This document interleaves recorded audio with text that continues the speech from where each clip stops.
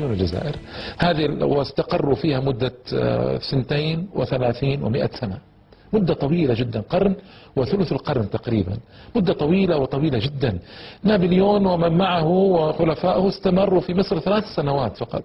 سيتكون ما يعرف بحزب فرنسا بعد ذلك، وكانها ذيول وكان لا، لكن أقصد بالوجود العسكري وأقصد بالوجود الفرنسي في مصر 3 سنوات، بينما هذه بقيت 132 سنة. لكم تتخيلوا هذه المدة الهائلة الطويلة وماذا جرى فيها. مدة ضخمة للغاية، وأحداث متشابكة طويلة متتالية، فيها عبر وعظات هائلة كثيرة جدا، فيها نظر طويل، فيها استخلاصات، فيها بناء للحاضر والمستقبل بناء على ما جرى في الحملة.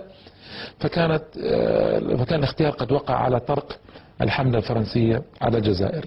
هذا هو السبب الأول الذي دعاني للحديث عن هذه القضية، والقضية الخطيرة والمهمة في حياة العرب والمسلمين. الأمر الثاني المهم من الأسباب التي دعتني لأتحدث عن الحملة الفرنسية على الجزائر أن الجزائر تعزب عن أفكار وعقول كثير من المسلمين لسببين. أولا للجزائر بالذات لغموض مقاطع من تاريخها القديم والحديث عن كثير من العرب والمسلمين لا يكادون يعرفون عنها إلا القليل. ثم إن الجزائر هي جزء من المغرب العربي الكبير، والمغرب العربي الكبير برمته وجملته ظل مجهولا للمشارقة. هذا أمر لا أبتكره الآن ولا أتحدث عنه على أنه شيء جديد، بل هو شكوى قديمة من أيام صاحب العقد الفريد ابن عبد ربه، من أيام ابن خلدون، بعده بقرون جاء ابن خلدون وتحدث عن هذه القضية، وإلى يوم الناس هذا. أزعم أن تاريخ المغرب العربي الكبير بكامله هو تاريخ مجهول في كثير من جوانبه عند كثير من العرب والمسلمين. هذه شكوى قديمة تاريخية ظلت بذيولها إلى الآن.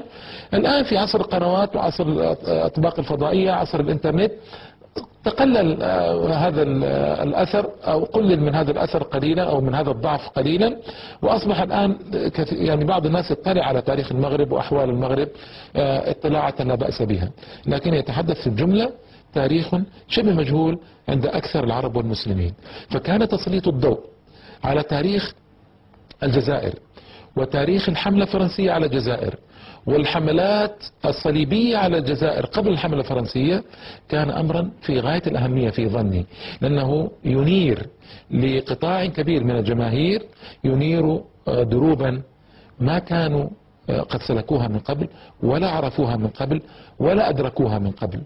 ثم السبب الثالث إنه يسلط الضوء على قضية خطيرة وفي غاية من الأهمية.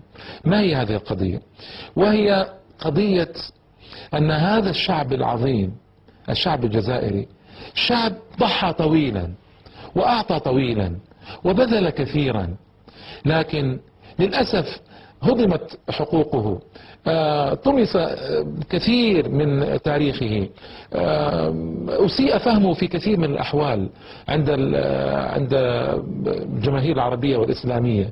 والسبب هو كما قلت لكم لبعد الجزائر، لغموض جوانب من تاريخها. هذا الشعب وضحى تضحيات رائعة وهائلة جدا على مدار 132 سنة.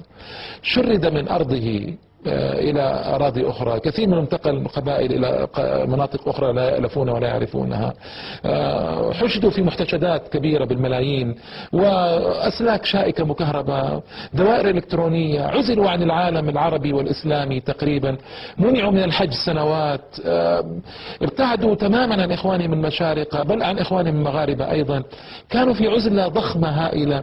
فلولا الله تبارك وتعالى أنجدهم بإيمان ويقين لكان الإسلام في الجزائر خبرا من الأخبار منذ مدة طويلة جدا.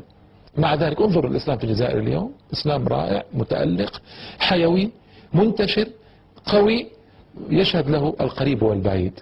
والسبب هو أن فطرتهم نقية، شعب قاموا بتضحيات رائعة، شعب نعده من الشعوب العربية القوية كما يقال عن الشعب الفلسطيني، الشعب العراقي، شعب قوي، شعب صلب، شعب مستعد لتقديم تضحيات، شعب مستعد للصبر الطويل، للتضحيات الكبيرة الجسيمة، للعمل المتواصل بدون كلل ولا ملل ولا تعب، لبذل وعطاء في الحقيقة رائعين نادرين، ما رأيتهما يتكرران كثيرا في هذا العصر إلا عند الشعب الفلسطيني بالطبع. فكان هذا الشعب الرائع وتضحياته الرائعة وجهاده الجليل وعمله القوي الضخم كان لابد من تسليط الضوء عليه. وأنا أصدقكم قولا